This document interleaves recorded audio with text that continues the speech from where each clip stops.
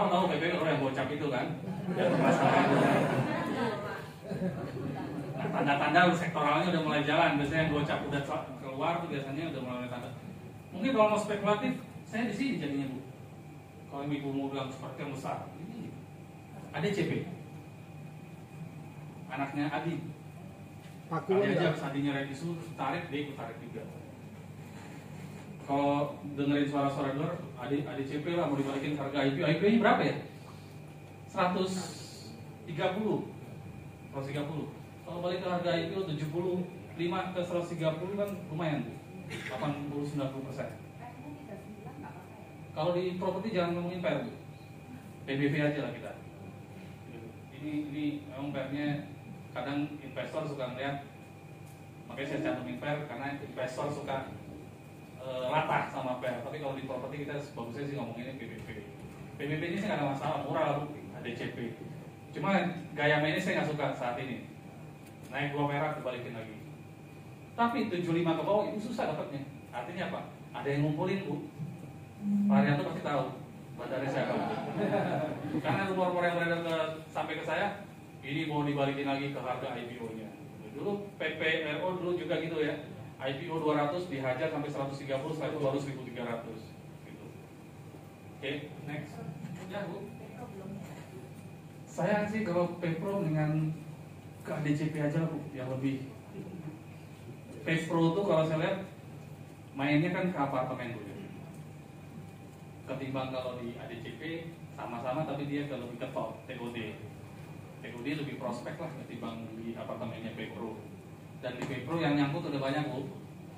Jadi kalau mau naik dikit udah ditimpuk-timpukin sama yang nyangkut. Kalau di ADCP saya rasa masih punya potensi karena baru IPO kan. Betul Bu, saya juga bingung Bu karena banyak yang baru IPO. Paling banyak yang nanya juga Pak, strategi media IPO gimana? Ada yang lain? Ya Bu.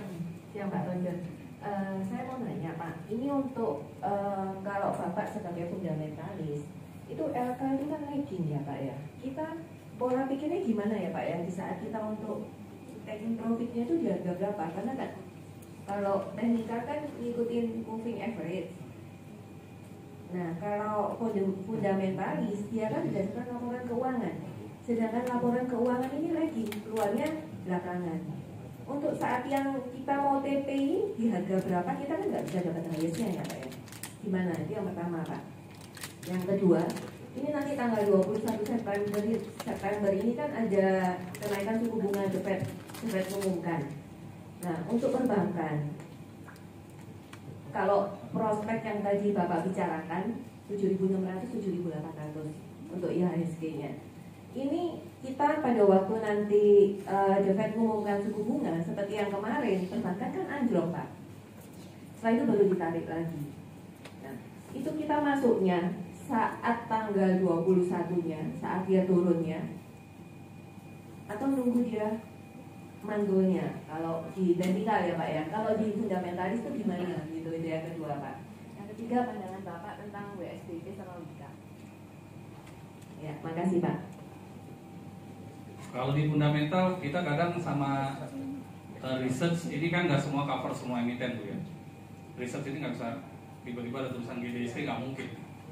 Jadi tulisannya research selalu saham-saham yang kira-kira big cap gitu, saham-saham besar, TB, BRI dan segala macam. Nah kita nentuin target kan susah. Makanya saya kasih strategi yang tadi.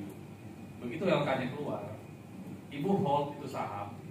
Jualnya kalau Q2-nya jelek atau Q3-nya jelek. Itu satu. Swing ya Pak ya, berarti ya Pak ya. Kalau fundamentalis itu pola pikirnya pakai swing ya. Makanya saya bilang gini, kalau ibu jual semuanya, ibu nggak dapat barang lagi, padahal nih angkanya lagi bagus, itu saya. Yang kedua saya selalu rekomendasiin hold dan trading.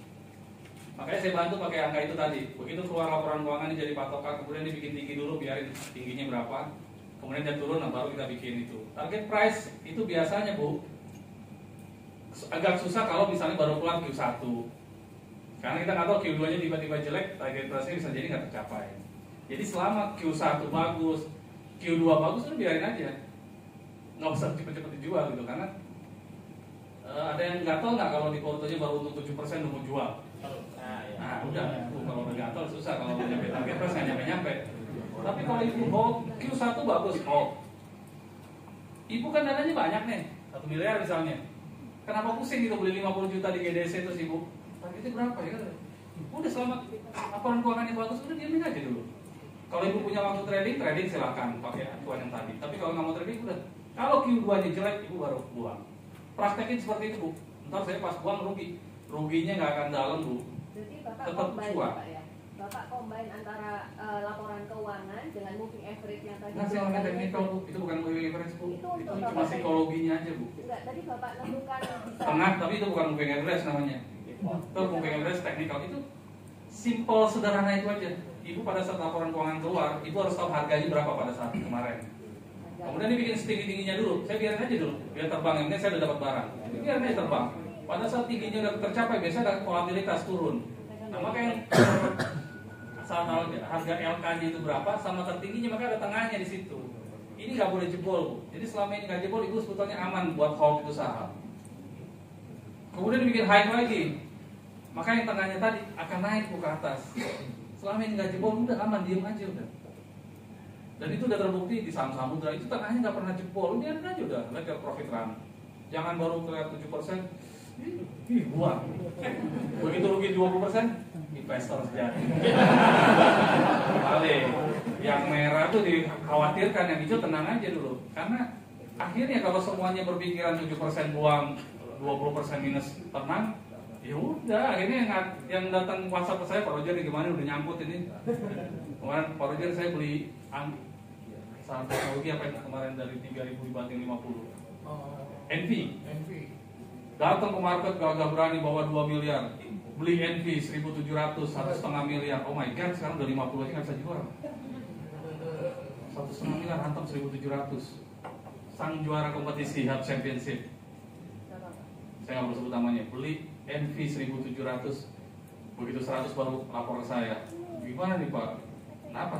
NV saya beli 1,5 miliar, sekarang udah 100. Waduh. Bagaimana nyelesain masalahnya? Ini susah banget ngasih masalah ke saya. Jadi Bu, worried kalau harga saham turun, kalau hijau tenang aja udah. Jadi nggak ketemu lagi 3% keluar, 4% keluar. Tradingnya iya. Kan saya tadi bilang, ada laporan keuangannya bagus, ibu niat mau nyimpan 50 juta, beli 100 juta langsung. 50-nya komit simpan, 50-nya itu trading. Pakai cara saya, kayak GDST, kayak Medco. Begitu 197 keluar laporan keuangan, 110 saya beli. Dah, ini yang disimpan. Kemudian dibikin tertingginya dulu. Saya kira aja dulu, sampai bikin tertingginya berapa sih? Udah 135, dia turun. Maka tengahnya 97 dan 135 itu 116. Kalau jebol 116 saya jual, kan saya beli 110. Even saya beli 100 jual 115, saya untung 5%. Tapi kalau itu nggak jebol, yang saya simpan kan nggak saya jual. Diamin aja udah. Tinggal trading yang saya manfaatin. Begitu dia dekat-dekat 116, saya biasanya beli. Dekat-dekat garis tengah itu saya beli. Biasanya nggak pas garis tengah, Bu. Kadang 3% di atas garis tengah dia udah mentah lagi ke atas. Dan itu terbukti. Saya udah bilang di soal persepsi udah beli selama 116 GDC nggak jebol, beli. Akhirnya 150. Pada saat 150, 151 jadi puncak, maka 97 ke 150 tengahnya bukan 116 lagi, naik 123,5. Jadi yang saya beli 110 udah aman, Bu. Karena 123 titik stop loss saya di situ 13%. Udah, tradingnya saya dapat, yang saya simpan masih aman. Kemarin turun GDST dari 151 ke 124, nggak nyampe 123. Setelah itu rebound lagi ke 137. Dapat lagi tradingnya saya. Yang ini saya masih hold. Selama 123 nggak jebol, saya hold. Kalau tradingnya Bapak yang lebih sebagian itu pengambilan keputusannya berdasarkan apa Bapak jual tradingnya? Apakah tadi angka tadi kan ada tengahnya. Ada tengahnya tadi kan. Begitu mendekat itu saya udah mulai akumulasi buat trading. Kayak Medco tengahnya 805. Begitu dari 990 turun sampai 8,5, saya udah bilang di stock session. Di bawah 8,5 mulai akumulasi Medco. Saya beli 845, 840. Dan itu terbang 1020, dapat lagi tradingnya. Jadi saya tradingnya ngumpulin ketika udah mulai dekat-dekat titik tengahnya. Nah sekarang Medco titik tengahnya 820, naik dari 805 karena dia kemarin 1020, naik 820. Kemarin udah 880 closing ya Medco, 880. Masih 820 belum jebol Bu. Nah nanti kalaupun saya berani trading lagi, nunggu 8,5 ke bawah lagi, kalau jebol 8,20 saya buang 8,10. Selesai, saya buang semua yang saya hold, saya buang semua. Karena 8,20 itu udah.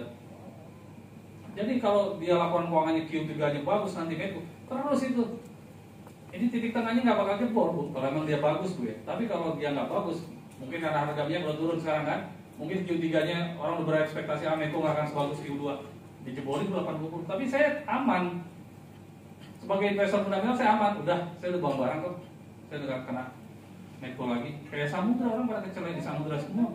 Samudra laporan keuangannya keluar 2750. Begitu dibikin setinggi-tingginya cuma 3130. Tengahnya 2880, saya tarik garis 2880. Saya itu jebol, saya udah ngapain lagi. 2880 jebol udah selesai. Sekarang udah berapa? 24. Selamat saya. Saya nggak melototin Samudra terus, udah buang selesai. Tapi yang tengahnya masih bertahan, saya masih hold barangnya. Terus sampai bikin peaknya. Yang peaknya tadi ibu trading jual, tapi yang disimpan itu sampai tengahnya itu jebol baru buang.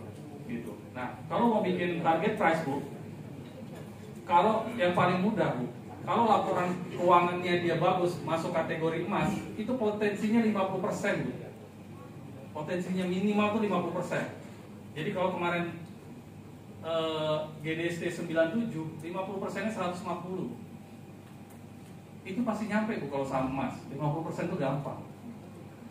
Potensi upside itu bisa 100%, bisa. Kalau Q2-nya bagus, Q3-nya bagus, itu pasti 100%. ISSP keluar laporan keuangannya di 240. Keluar laporan keuangan Q1-nya 240, silakan cek. Kemudian Q2-nya bagus, Q3-nya masih bagus, 500, 100%, Bu. Jadi kalau dia Q1, Q2, Q3 masih positif terus, Q1Q-nya masih hijau terus, saya jamin itu 100% kalau di saham emas. Pasti 100%. Asal Q3-nya sampai Q3 dia positif terus, masih bagus. Tapi kalau ibu mau cari aman 50%, makanya saya bilang pakai DST 150. Itu yang aman, 50%. Gitu. Kalau dia masuk kategori emas, Bu. Kalau sampai Q3 nanti GDC tiba-tiba Q3-nya berjedar lagi masih bagus. Siap-siap aja dari 97 100%-nya berapa? 200. Kalau Q3 dia lebih bagus dari Q2. Gimana cara saya baginya? Lewat email, Bu ya? Repot juga saya emailin semua orang ini. Atau awalnya tadi dibuat anu, Pak. Nanti saya izin dulu sama yang punya cabang. Pertanyaan berikutnya saya jadi lupa. Untuk masalah kenaikan suku bunga The Fed. Oke, The Fed naikin suku bunga. Perbankan. Biasanya, Bu, naikin suku bunga The Fed biasanya udah koreksi marketnya, Bu. Biasanya, Bu. Koreksinya biasanya menjelang tanggal 20, biasanya tanggal 19 atau 18. Dia naikin suku bunga kan biasanya Rabu malam. Berarti Senin, Selasa, Rabu ada peluang untuk koreksinya di situ. Belinya di situ. Kalau udah diumumin udah pricing biasanya, Bu. Kecuali umuminya di atas ekspektasi pasar, kita bilang 0,5, kalau dia naikin 1%, nah itu mungkin koreksinya bisa terjadi lagi besok. Tapi kalau sesuai dengan ekspektasi pasar, besoknya bisa udah positif. Ini 0,75 ya, Pak ya? 0,75 ekspektasi, Bu. Betul, jadi ya, nunggu koreksi di 3 hari menjelang pengumuman. Menjelang ya, berarti menjelang. sudah sesuai ekspektasi kan? Jadi Iya. belinya Senin Selasa itu ya, Pak? Iya, betul. Senin, Selasa, Rabu kalau masih koreksi di situ belinya, Bu. Setelah udah diumumin udah kelar. Kalau perbankannya itu kan gimana, Pak? Berarti biasanya kan dia ada koreksi, nanti kan up lagi ya. Jadi kita masalah inflasi ini udah mau berakhir tahun ini lah. Kalau dilihat proyeksinya inflasi tahun depan udah soft, Bu. Aman. Jadi puncak-puncaknya naikin suku bunga harusnya di Amerika ini tahun ini. Karena target dia cuma 3,8% maksimal, 3,75 maksimal. Ini udah 2,5. Kalau naikin 0,75 lagi berarti udah 3,25, berarti udah soft. Masalah inflasinya udah nggak terlalu masalah lagi. Udah nggak banyak lagi naikin suku bunga. Harusnya inflasinya udah mulai turun drastis. prospek perbankan seperti BBRI gitu. Perbankan tadi udah dibilangin, Bu. Target price kita overweight sama perbankan. Kenapa? Pertumbuhan kredit Indonesia masih double digit. Kemudian LDR kita masih cukup rendah, masih bisa ekspansi. Kemudian laporan keuangan ciamik semua sampai dengan kuartal 2. Kemudian kembali lagi kalau memang benar Pak Jokowi turun tahun depan tuh udah bikin rekor indeks, ya siapa lagi penggeraknya kalau bukan perbankan. Justru kenaikan suku bunga di BI Rate 7 Days Reverse Repo itu positif buat perbankan. Kenapa? Dia bisa ningkatin net interest marginnya. Selama ini kan kredit murah, Bu ya. Suku bunga kredit kan sekarang murah. berbanding sama depositonya spreadnya segini. Kalau suku bunga sekarang naik, dia bisa naikin kredit, jadi keuntungan dia bisa naik lagi. Jadi prospek ya. Ibu kalau nasabah deposito, kalau bapak nasabah deposito, suku bunga udah naik, silakan cek bapak bunga depositonya udah berubah belum? Nggak dirubah pak, sampai bapak telepon. Gimana nih suku bunga udah naik? Ah yang benar pak, belum naik. Bapak bunganya bukan dari saya ijaz belum? Ya udah deh bulan depan ijaz pak. Tapi kalau yang kredit langsung saat itu juga di ijaz. Gitu pak. Kalau kenaikan suku bunga kan apa pengusaha jadi kebanyakan Ngerem. kredit macet, nah otomatis kan perbankan akan turun pak. Selama nggak agresif bu, kalau cuma segini mah masih bisa bu, masih aman bu. 4,24% masih murah lah kalau bagi saya. Kalau ibu udah mulai di atas 7,5% itu udah bahaya bu, mendingan keluar dari saham. Kalau udah 7,5% suku bunga, artinya kos perusahaan makin besar kan bu. Kalau dia nerbitin obligasi, dia mesti berapa persen? Mesti 10%, 11%, 12%. Kos perusahaan makin mahal bu. Tapi kalau masih suku bunga segini, bank masih hidup lah. Banyak pengusaha masih hidup lah bu. Karena masih murah. Kalau saya ngeliatnya di bawah 5% itu suku bunga masih murah lah. Masih banyak profit lah, masih bisa profit lah perusahaan-perusahaan. Kecuali nanti agresif, suku bunga kita naiknya agresif jadi ke 7%, nah itu udah mulai wanti-wanti bu. Karena apa? Ya ngerem semuanya apa? Right issue, jadinya nggak mau kredit di perbankan dengan right issue. Right issue gratis, nggak bayar. Kos perusahaan aman. Makanya sekarang kita lihat banyak banget kan right issue.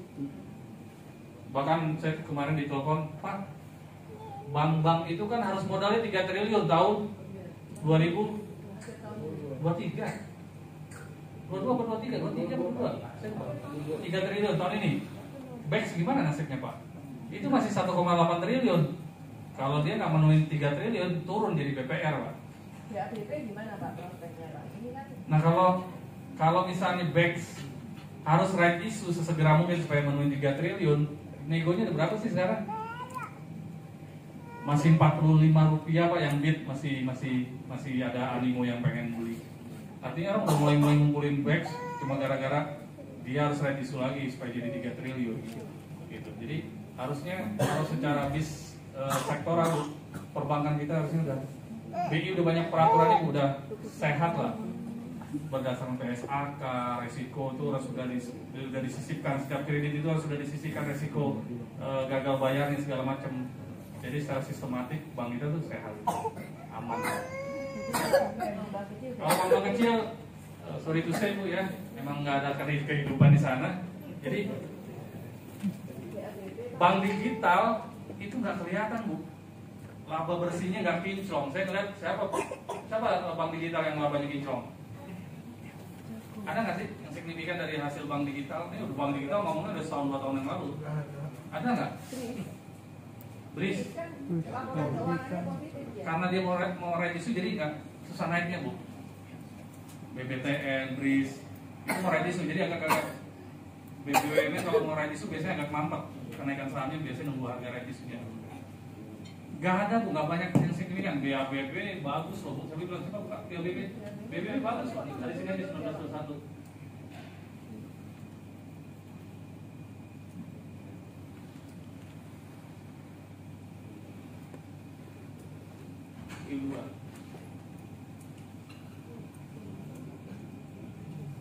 Lumayan lah bu ya BABB 4 miliar jadi 34 miliar. Lumayan, cuma kan kembali lagi kalau di perbankan cuma bukan dari laba bersih tapi silakan cek NIM-nya, cek LDR-nya, cek pertumbuhan kreditnya tumbuh apa enggak, NPL-nya berapa. Terlalu banyak bu rasionya kalau di perbankan melihatnya bu, bukan cuma sekedar laba bersih. Gitu. Makanya saya nggak berani rekomendasi saham-saham di second liner perbankan karena saya mesti tahu dulu NPL dia berapa, NIM-nya dia berapa, LDR dia berapa, CAR-nya berapa. Sebuah perusahaan bank kalau CAR-nya di bawah 20% itu biasanya dividennya nggak jor-joran. Tapi kalau di atas 20% dia biasanya dividennya gede karena modal dia nggak terganggu.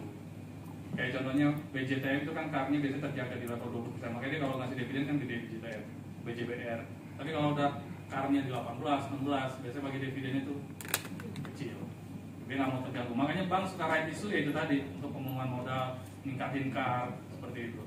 Tapi saya nggak ngeliat di bank digital belum lah ya. Susah nggak ada sentimen apapun lah di bank digital. Masih berat buatnya. karena rasionya mahal. 1,7 PBV. Mendingan saya beli saham BNI yang PBV-nya 1,5 misalnya. Terlalu mahal. Apa yang murah coba di bank digital rasionya? Coba buka BNBA. BNBA berapa rasionya? Atau BBWB? Ini kan bank-bank digital semua nih. 2. Harga wajar untuk BABP berapa berarti Pak kalau saat ini? Ntar ibu sedih lagi kalau saya bilang harga wajar. BBWB coba buka. BABP.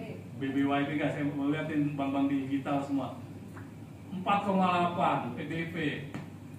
Aduh, ruginya ratusan miliar. Ngapain saya investasi ke sini? Harga 1090 manpiknya berapa tuh? Ini yang putih lama banget di Bakalan ini. Manpiknya dia berapa nih BBWB? 3.000 kan? 4.000? Cari perusahaan yang untung aja lah, Bu. Pak. Sama rasio yang agak murah gitu. Itu kan tapi ada kayak bank NISP itu kan sehat Pak ya. Bukan NSP, ini juga jadi rumor nih NSP nih. NSP, PBV 0,5 yang kayak begini Pak yang dibeli, maksud saya begitu. Tuh NSP, apa 1,6 triliun? Nah, enak ngeliatnya tuh. PBV 0,5, per 5, ya net interest margin segala tinggal ntar kita cari lah, pasti sehat lah. Oke, ngomong udah di sini. Yang begini maksud saya dibeli Bu, bukan BBWB, BNBA, rasio udah pada mahal semua. Kalau BABP Kalau saya sih disuruh beli bank dengan rasio 1,7, ya bagi saya sih saya nggak mau ya BABP. Karena kemarin juga saya ketemu sama IR-nya BABP. Gimana motion bank apa dia digitalnya? Lupa jadi 100.000 orang aja udah susah. Ayo, makasih deh informasinya. Itu harga masih 300. Harga masih 300, dia udah ngomong itu di belakang saya. Gini. Udah kalau gitu nggak sukses Pak ya. Saya nggak rekomendasiin lah. Gitu. Jadi makanya bank digital itu cuma euforia sesaat doang Bu. Rasionya tuh mahal-mahal semua. Back to bank-bank yang konservatif. Karena apa? Mau bersaing, ibu mau buka rekening BCA tutup terus buka BABP. Gak bakal mahal orang. Buka bank BBWB. Gak bakal mahal Bu. Tetap BCA, BRI Mandiri. Udah. Kan direktur utama BCA udah ngomong Pak Setiadi. Kalau ujung-ujungnya cuma 2 yang bertahan, bank digital. Ya merger apa segala macam dicaplok lah segala. Kalau dicaplok masih mending Bu ya. Berarti harganya bisa diangkat gitu misalnya kalau dicaplok. Emang kalau dicaplok ya BABP ya udah saya beli dah 75 perak kan loh. Bapak Gubernur juga. Jadi rasionya udah mahal tuh, kalau saya nggak main rasio mahal. Kalau ditanya harga wajarnya saat ini, saya mendingan nunggu di 1 kali book value Bu. BABP itu pun masih mahal. 1 kali book value berapa? Berarti ada diskon 40%, 70-an. Itu pun belum tentu saya beli, walaupun 70-an, 50 mungkin baru ya, baru lihat, belum beli. Ada pertanyaan lain?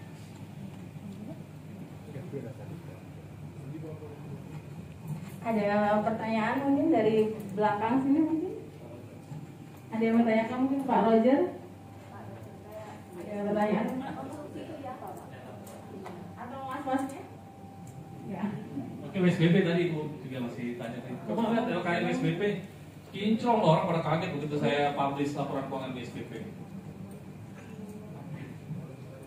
Siapa? 1,4 triliun apa? Ada yang nanya ya? Iya Pak. Kita kasih bahas dulu WSBP. Ada yang nanya ya? Kasih ya Pak. Saya mau tanya, Bapak menentukan nilai tertinggi tadi itu biasanya mengukurnya body atau ekor? Nilai tertingginya yang Bapak tentukan tadi itu Saya nggak pakai teknikal Pak. Saya nggak pakai teknikal. Saya ngeliat kejadian yang sudah terjadi. Kayak Medco sampai 990 itu memang udah kejadian. Jadi bukan saya nggak main candlestick, saya nggak main teknikal. Jadi saya lihat begitu beli LK, begitu LK-nya keluar saya langsung beli hari pertama. Begitu LK-nya rilis, setelah itu saya tunggu berapa harga tertinggi dia. Begitu udah ketemu harga tertingginya dia akan koreksi kan. Nah pada saat koreksi saya udah bisa nentuin di mana saya mau beli itu saham. Di harga berapa saya harus beli itu saham. Gitu. Kayak contohnya tadi Medco 615 keluar, kemudian dia naik ke 750, 8,5, kira 990 dia baru turun dalam. Nah dari 615 ke 990 saya tarik garis tengahnya 805, maka di area-area segitu saya baru mau masuk buat trading. Gitu Pak. Nanti dia bikin lagi hype-nya jadi 1020, makanya 805 ini naik jadi 820. Maka di dekat-dekat 820 saya baru mau beli untuk kredit. Tapi yang saya hold masih saya pegang, belum saya jual sampai 820 itu jebol. Kalau 820-nya jebol baru saya buang semuanya dan saya stop trading. Kayak tadi di Samudra, laporan keuangan keluar harga 2750, kemudian dia tarik 3130, setelah itu koreksi. Maka saya langsung hitung 2750 ke 3130, tengahnya 2880. Kalau jebol jangan main lagi udah. Begitu jebol 2880, setelah itu memang Samudra selesai, turun terus. Itu bumper kita, Pak. Bumper kalau kita nggak tahu informasi tentang emiten itu. Minimal dari angka itu saya udah nggak kejebak. Walaupun dibilang pernya 2, Samudra Pak, karena udah lewat 2880 ini jebol, saya hindarin dulu sahamnya. Sampai di laporan keuangan berikutnya. Jelas ya Pak? Bukan teknikal Pak, saya nggak teknikal.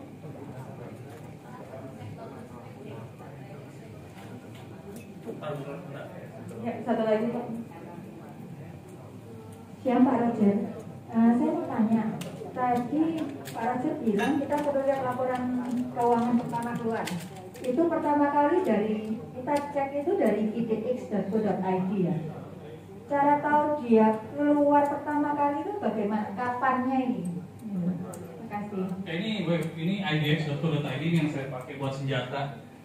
Setelah terbuka idx.co.id saya langsung buka ke berita Pak. Ke berita pengumuman.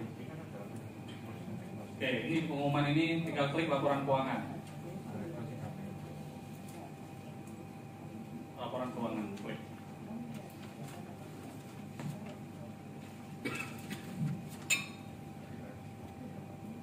Sip, cari, langsung nggak perlu pakai tanggal, cari. Oke, ini udah dari keluar tuh, 9 September gold, 9 September MGLV. Ke bawah terus itu semuanya ada semua laporan keuangan. Clean, BKDP, IATA, segala macam udah keluar semua. Kalau dibilang kapan Pak keluarnya, kira-kira Antam ntar keluarnya kapan? Itu biasanya saya akses ke Bloomberg. Tapi kenyataannya nggak sama. Misalnya dibilang prediksinya Antam keluarin laporan keuangan nanti tanggal 20 Oktober Q3. Tapi nyatanya bukan 20 Oktober, jadi itu cuma prediksi doang. Pastinya nggak ada yang tahu Bu. Cuma emiten doang yang tahu kapan dia mau keluarin laporan keuangan. Nah, dari IDX ini kita tinggal buka. Coba kita ke bawah. Kayak clean buka. Clean, ya klik aja situ. Nah inilah makhluk yang jarang Anda lihat ini kan. Gedein.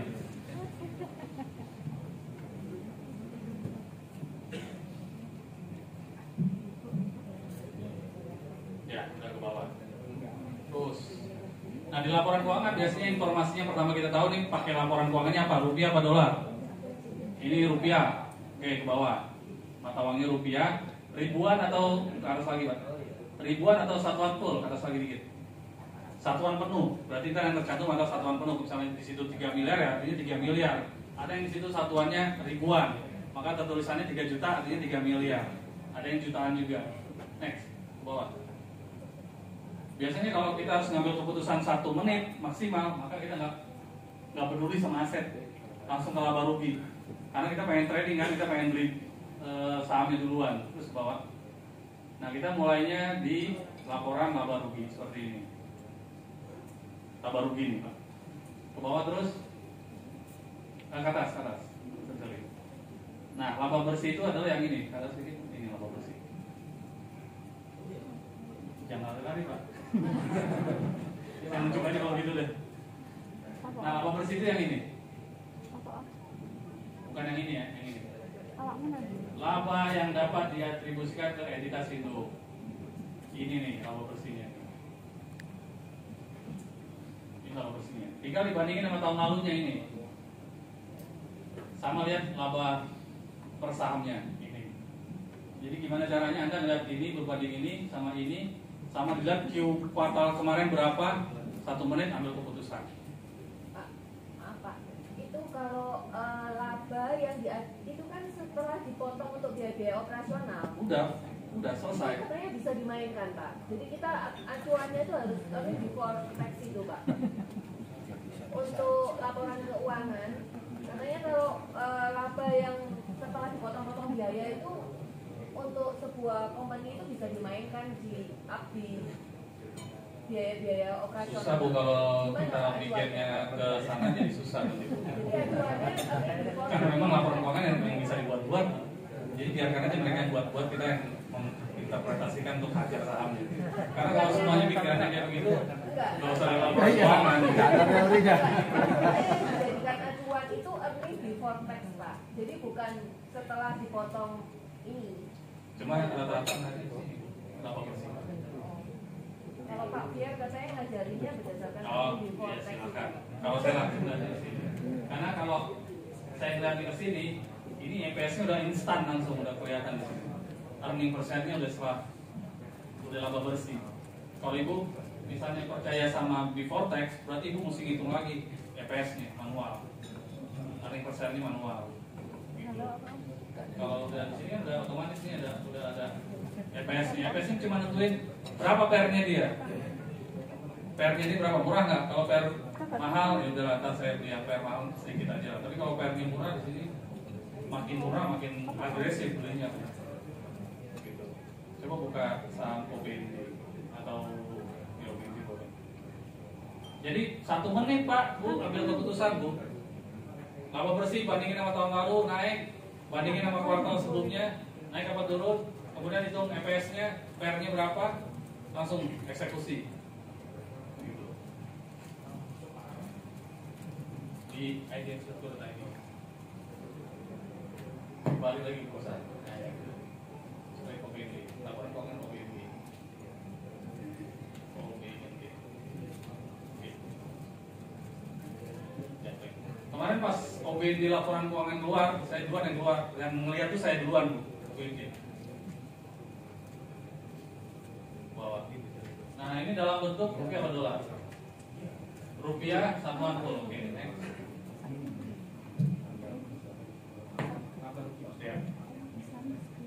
Oke. Penjualan naik dari 29 miliar ke 55 miliar, kemudian ke bawah laba bersih. Laba bersih dari 700 juta jadi 13 miliar.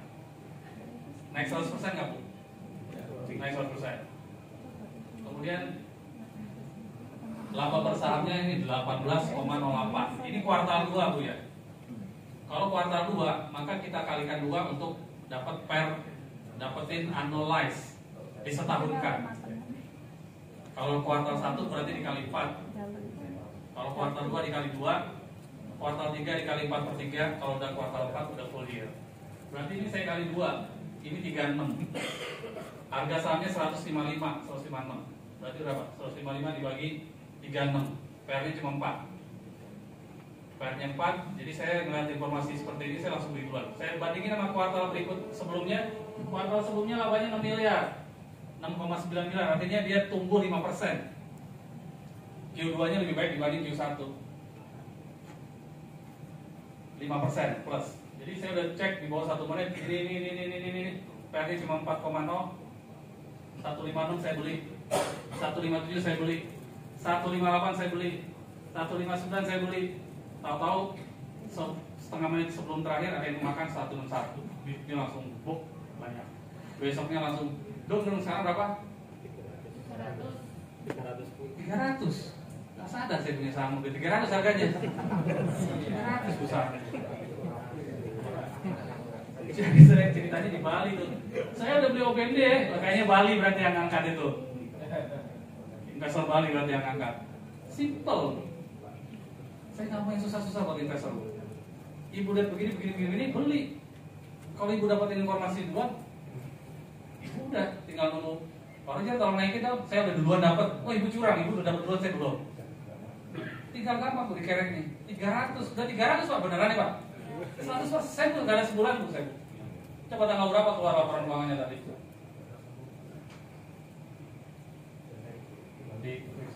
Tanggal berapa keluar? 26 Agustus bu. Sekarang tanggal berapa? 2 minggu udah 100% bu. Saya beli. Diulang Pak, gimana Pak? Privat khusus. Tadi Bapak yang berdasarkan laba yang diatribusikan itu dibagi dengan. Oke, balik lagi, cek. Oke, ya, OBND. bawah. Ini kan laba bersih nih, Bu. Laba bersihnya naik 100%, syarat saham emas naik 100%. Dari 700 juta ke 13,9 kan udah di atas 100% kan, Bu? Ya. Lebih dari 100%, berarti masuk kategori saham emas. Kategori kedua, pernya mesti di bawah 5. Sekarang di sini laba per sahamnya tulisannya 18,1. Ini kuartal 2. Kalau disetahunkan berarti harus dikali 2. Full year disetahunkan. Annualize orang bilang lah. Jadi kali 2, 36. Sahamnya saat itu lagi 155. 155 dibagi 36. PR-nya berapa? 4. Berarti memenuhi syarat sama saya. Laba naik 100%, PR-nya 4. Kemudian bandingin sama kuartal 1, lebih baik apa enggak? Ternyata lebih baik 5%. Kuartal 1 dia labanya 6,8 miliar, kuartal 2-nya pokoknya 7 miliar, sekitar itu. Jadi lebih baik dia kuartal 2-nya lebih baik dibanding kuartal 1. Q1Q-nya positif. Beli udah langsung. Mumpung mendapat informasi yang pertama, beli. Selama harga 155 nggak jebol. Dan saya kebetulan paling enak laporan keuangan keluar pas lagi trading. Karena apa? Kalau keluarnya malam, besok pagi pasti udah loncat 10%. Paling enak tuh pas trading, karena orang belum lihat harga masih normal. Jadi saya bisa hantam sampai 5 poin, 6 poin ke atas. Jadi saya beli 156, saya beli 157, saya beli 158, saya beli 159, ujung-ujungnya yang closing 161. Ada yang closing 161. Setelah itu udah biarin aja udah. Ibaratnya kan punya uang kita diversifikasi, ada yang bagus beli, ada yang bagus beli, ada yang bagus beli. Dan saya nggak sadar udah 100% ya. Gampang nggak, Bu? Kenapa kita nggak manfaatinnya gampang ketimbang belajar yang susah kan gitu? Kenapa? Ini bit overnya kecil, Pak. Saya beli itu